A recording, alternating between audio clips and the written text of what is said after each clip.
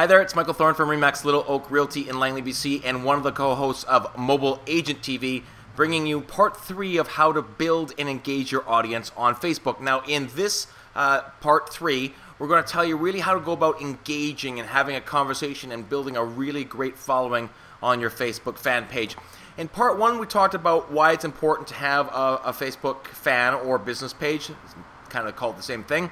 And in part 2, we actually took you through how to set up your business page and how to optimize it and some of the things you can do to customize your business Facebook page.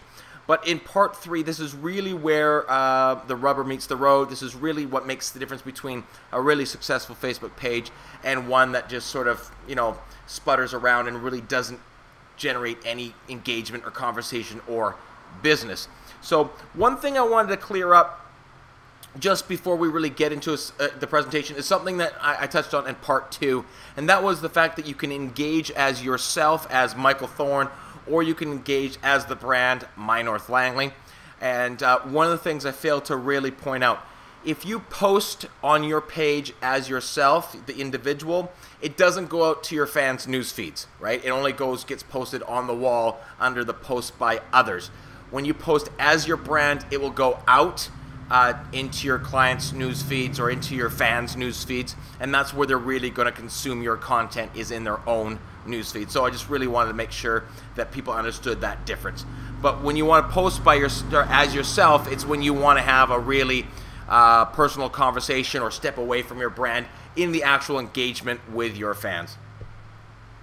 So Facebook, in October of 2012, Facebook had 1 billion active monthly users. It's an amazing milestone. I think that 1 billion people are using Facebook actively. So the question in part 1 was is your audience on Facebook? Yes, your audience is on Facebook. So 1/2 of the current 1 billion users log on to Facebook every day and spend an average of 55 minutes a day on the site. It's an absolutely overwhelming amount of time. 500 million people spend 55 minutes a day on Facebook. Now, as a business person, as a realtor, as a Remax realtor, it doesn't matter really what you think about Facebook. In fact, my personal Facebook page, where I interact with my friends and post stuff about my family, I rarely actually go there. But it doesn't matter what you think personally about Facebook. We are in the eyes and ears business, and 500 million people are spending 55 minutes a day there. It's something you can't ignore in your business. And to give you an idea how much time that really is, in the United States, people spend more time on their Facebook news feed than ABC, MSNBC, Yahoo News, CNN, New York Times, and the Huffington Post combined, right? Like, those are big media brands. People spend more time on Facebook than those 6 combined. It's really amazing how much the eyes and ears are on Facebook. So the average engagement rate of a page is 2%, and this is one of the things that really discourages people from moving forward. So let me explain engagement rate. Engagement rate is the number of people that like or comment or share one of your posts in a 7-day period. So if you had 100 fans and you had an engagement rate of 2%, in the entire week, only 2 people would either comment or like or share, and the other person would either comment or like or share. So that's where people get discouraged, is that they don't see the likes, they don't see the comments. Well, the average page is 2%, and we're going to show you how to make that percentage a lot bigger by following the things we're going to talk about in this video. But just let you know that that's what gets people discouraged, and that's why people don't move forward with their pages and build something amazing. So you really need to use your analytics to find out when your fans are on Facebook. We know that Thursdays between 1 and 3 are very big for My North Langley, as well as we've got a tradition going, and we're going to talk about it in this part, on Fridays at 5:15, that people actually go to the page to engage with. So you look at your analytics, find out when your posts are really successful, and make sure you're trying to post during those times. Here's the good news. In part 1, we talked about the fact that you're going to have to create content, and I think that's one of the fears about people moving forward, is they don't want to create the content. But status updates of less than 80 characters have a much higher engagement rate. So they don't have to be these long-winded essays. Short and sweet wins on Facebook. As well as photos and video perform better than text posts. So Facebook is very visual. One of the reasons why they went out and bought Instagram, and why Instagram now does video too as well. And I find when I share a YouTube video on Facebook, opposed to actually loading the video right directly into Facebook, when I load it directly to Facebook, I get a much higher engagement rate than when I share a link from YouTube.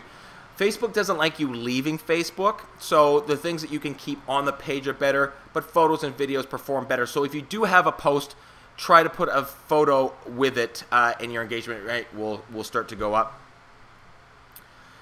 Follow the leader.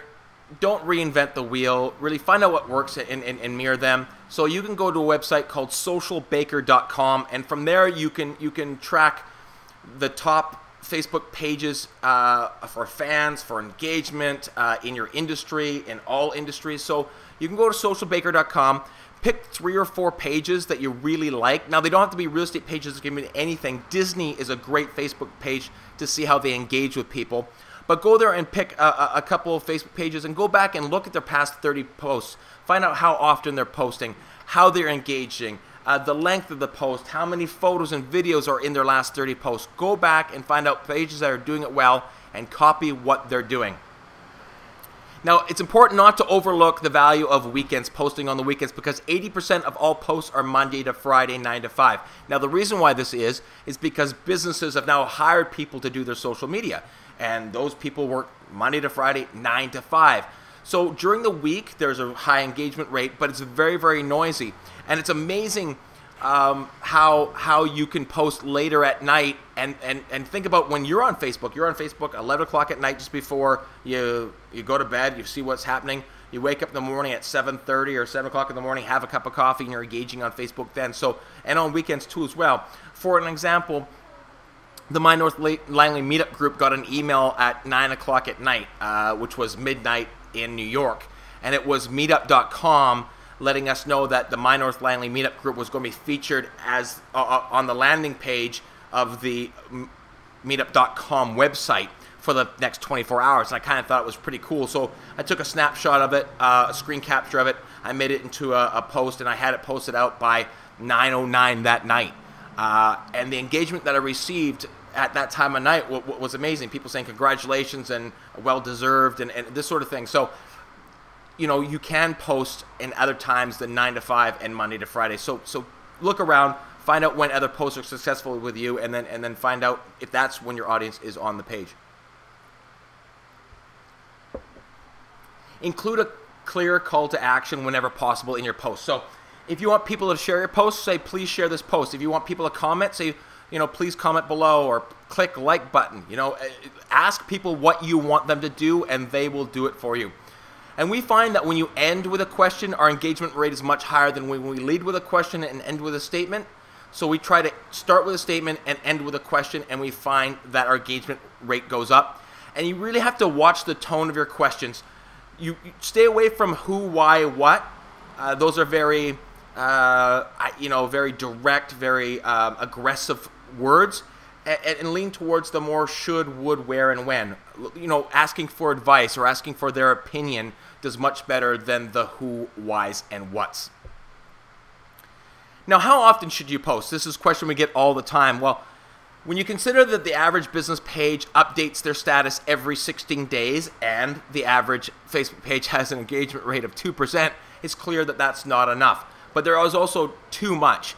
So I really recommend posting at least once a day and probably no more than 3 times a day, okay? So in the history of My North Langley, we have only not posted 6 days, the 24th and the 25th and the 26th of December of 2011 and 2012, because we took that time off for Christmas. So, and we told people that we weren't going to be posting during those times.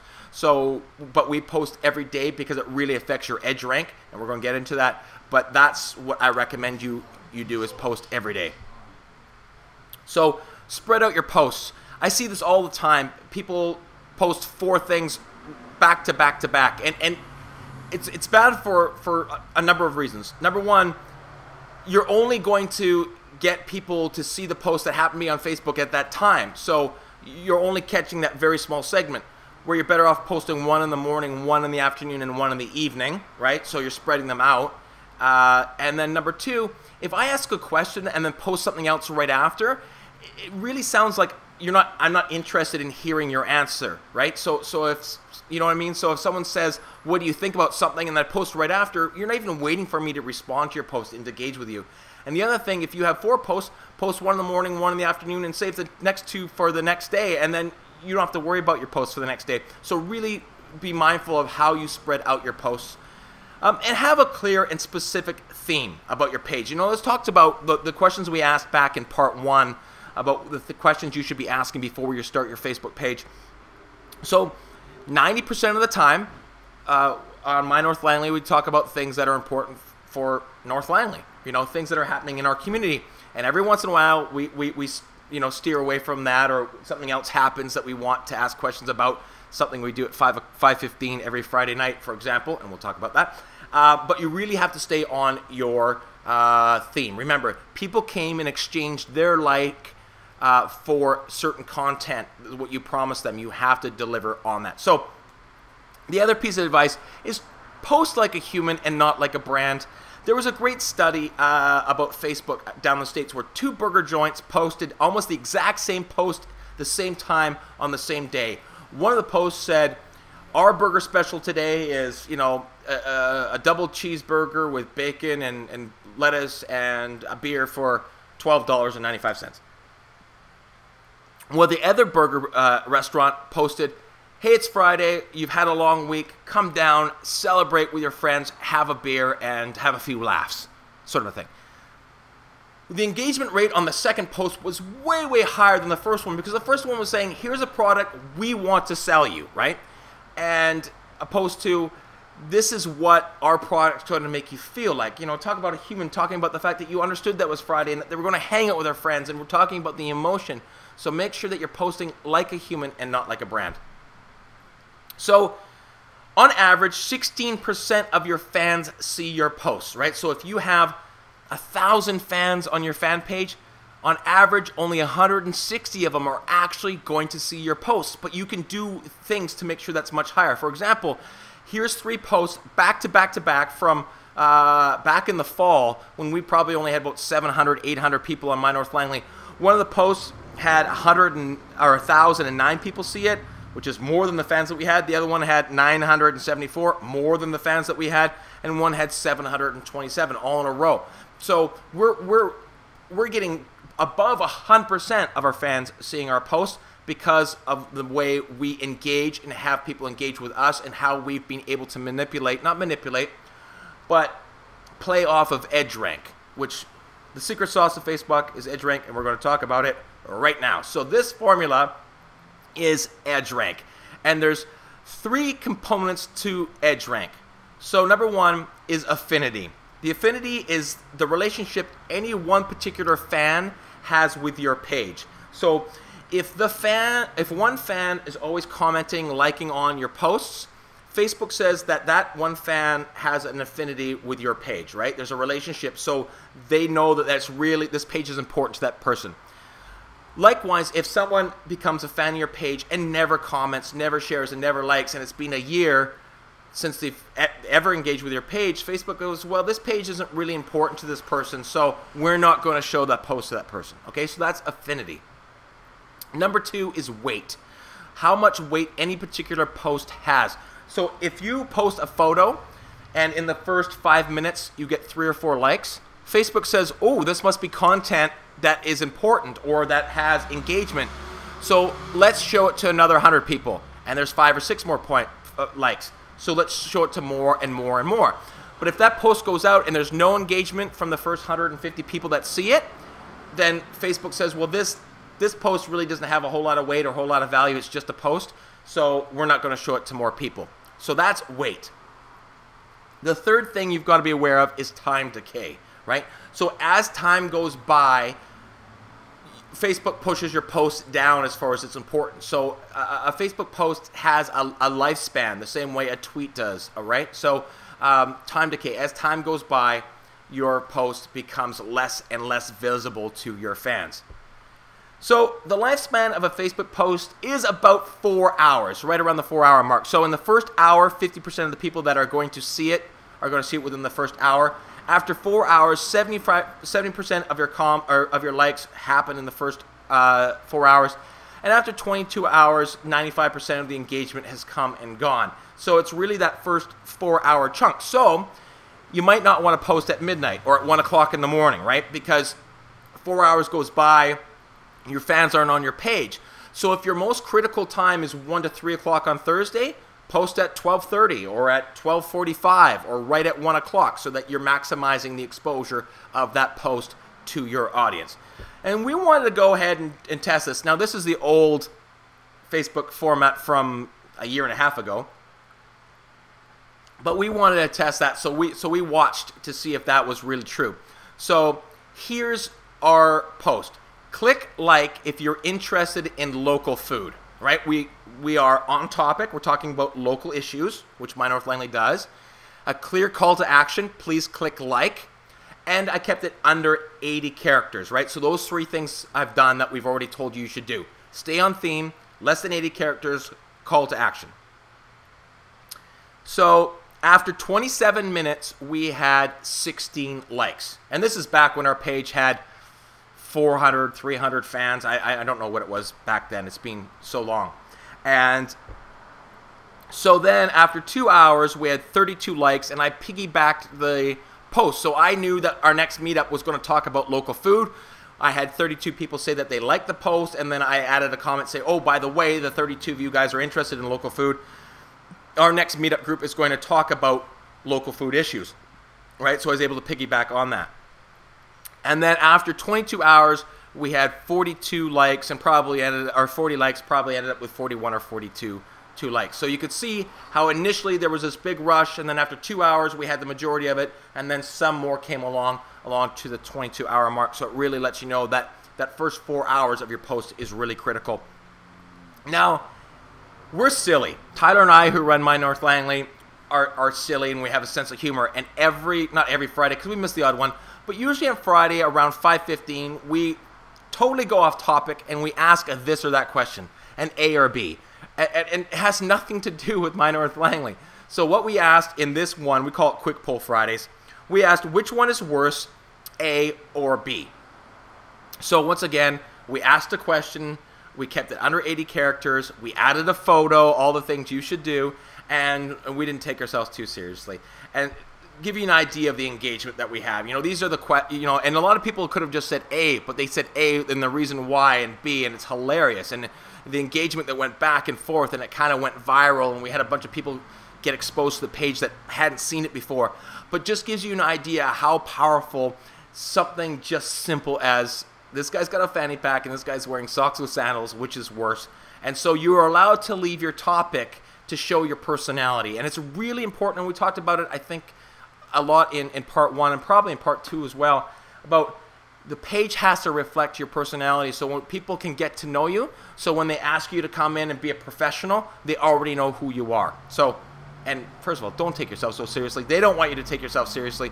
Don't take yourself seriously depending on your topic. My North Langley is about having fun in our community, so it gives you an example of some of the posts. So I was on a Movember team in November raising some money for prostate cancer. And so I took a picture of myself, put 4 different mustaches on my face, and I just said, Quick Poll Friday, which one should I attempt to grow, A, B, or C, or D?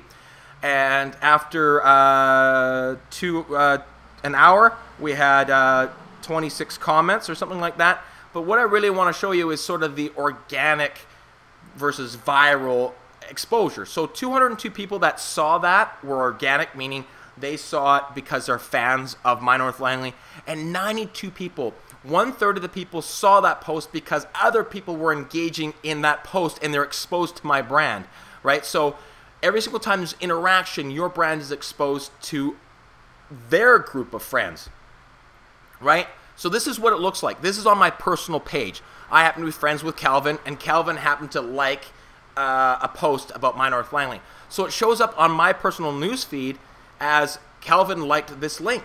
So Calvin has, let's say, 250 friends on Facebook. My brand now has the ability to be seen by all of his friends.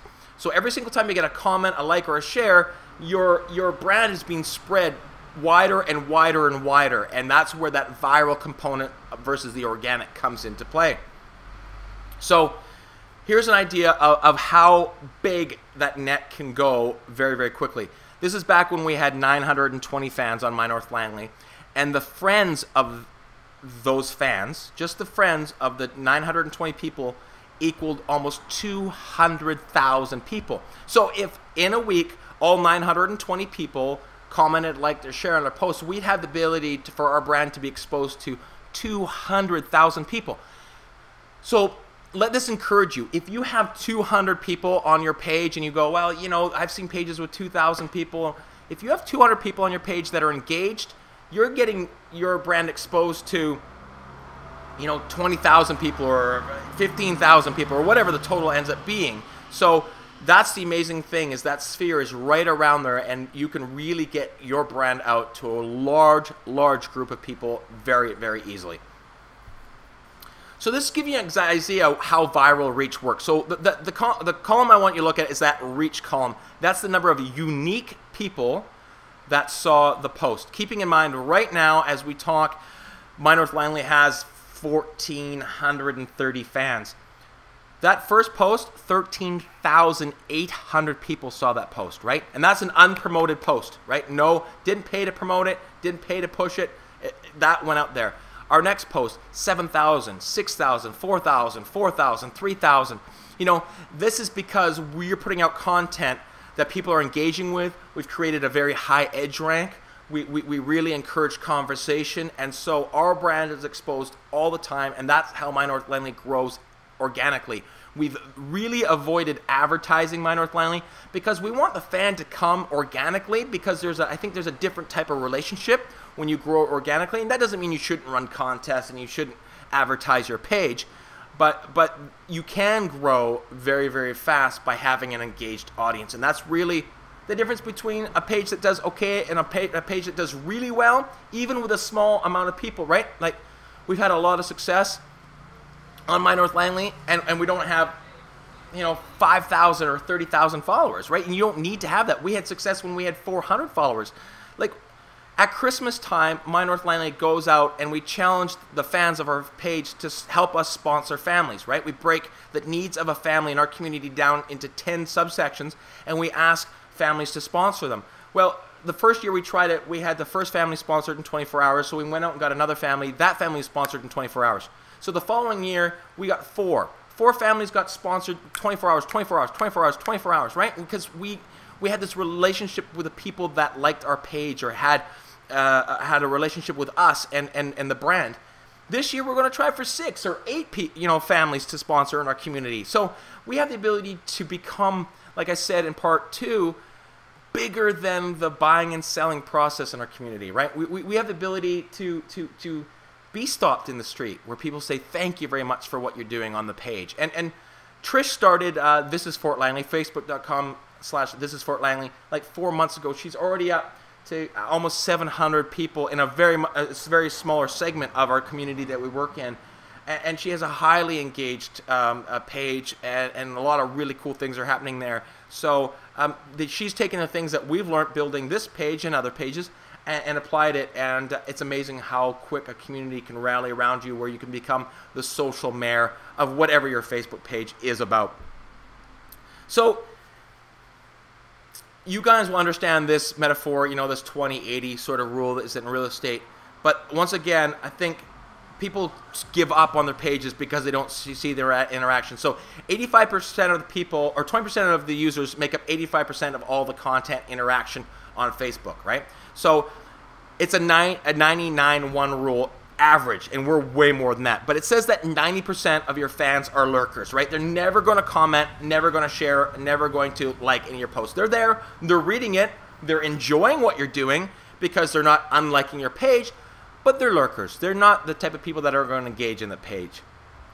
And 9% of your fans are this intermediate contributors, right?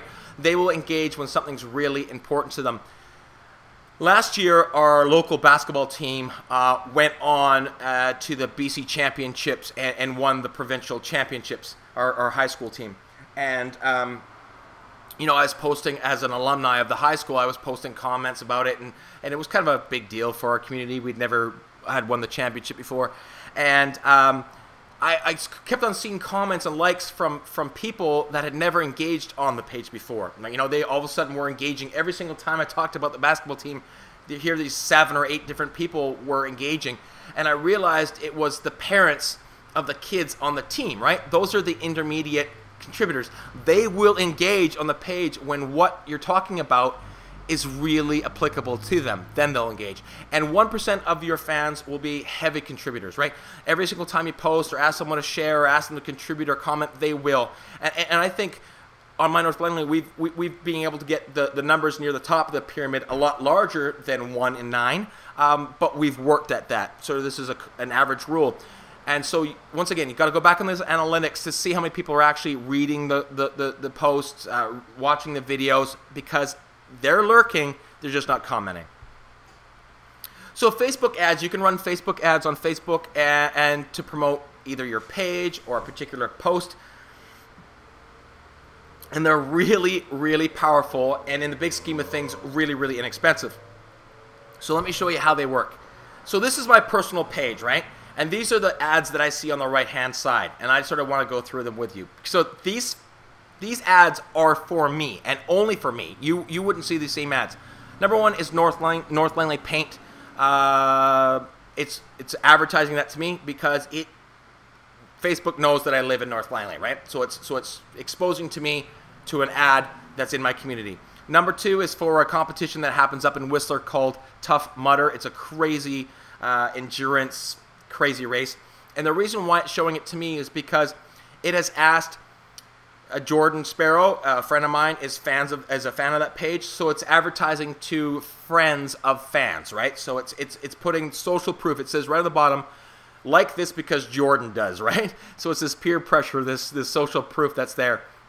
And the third one is, are you a realtor looking for 100% commissions? Now, I have no idea how the algorithm works that Facebook understands or knows that I'm a realtor, but it does, right? So those ads, where I live, who I'm friends with, and what I do for a living, are those 3 ads. So they're, you know, right tailored for me. And so let me walk you through how you can do an ad. So you can choose, I only want to advertise to people in my city, right? Only in my hometown. And I only want to advertise, in this case, let's go 25 and above, right? And I only want to advertise to people that are interested in wine. And I only want to advertise to people who are not already fans of My North Langley. So you can choose to advertise to the people that are already fans of My North Langley. And you can choose to advertise to people that are not already fans of My North Langley. So 720 people live in Langley that are over 25 that identified wine as one of their interests and that aren't already fans of My North Langley. So you can see how you could really tailor that down to a specific bunch. Let's go even further. Let's say I want them to be married and I want them to have a college education, and that leaves me with 80. So think about this. You have a flower shop, okay? And you're selling flowers. You could target an advertisement to 25 to 40-year-olds that are engaged to be married, right? You sell flowers. They're getting married, you know? So you would have the ability to tailor your audience to what you want to advertise. In the newspaper, you put an ad in there, you have no idea, you know, if they're gonna, what demographic's gonna see it. And another thing that's great about Facebook, if you advertise to them and they become a fan of your page, you don't ever have to pay to advertise to those people again, because now they're a fan of your page, and just by putting out content, you'll be able to touch them all the time. So that's the beauty, is once they become a fan of your page, they're yours. If you can engage with them and create value for them, you never have to advertise financially to them again. So that's the power of advertising. Then you can set your limit for the entire time of that ad, or a daily budget, or whatever you want to do, and you can either pay per click, so only if someone clicks on your ad do you pay for it, or you can pay for impressions. So just by seeing it on the corner you can pay for impressions. So you can sort of fool around with that, do some A/B testing, find out what works best for you. So I'm not going to really get into the detailed Facebook analytics, but there's some great analytics in there that will help you determine, what type of content your fans are consuming, when they're consuming it, what they're sharing, what they're not sharing. So really get into that back end and take a look at it, and it'll start to make sense to you, and it will really help you adjust how you're posting on Facebook. So remember what I told you before, the average page had 2% engagement rate. So this is back, I don't know, a year ago or so, when we had 739 fans and we had 305 people talking about that for an engagement rate of 41%. So, like I said in episode, the second part, I'm not a guru, but this has worked for us. The average page has 16% of their audience actually see their posts. Well, I showed you one that we had 13,000, 4,000, 5,000, 1,000, like more than we have fans, right? The average engagement rate is 2%. We typically run around 20 to 30%, right? That's usually where we are. 20 to 30% is our engagement rate. So we've had success. I think we figured out what we're doing, and our audience knows what we're doing. They knows what our brand's about. They know what our value proposition is, and so do these things, and I think you will blow the 16% out of the water and the 2% out of the water. So that's sort of what we've been able to do. So there you go.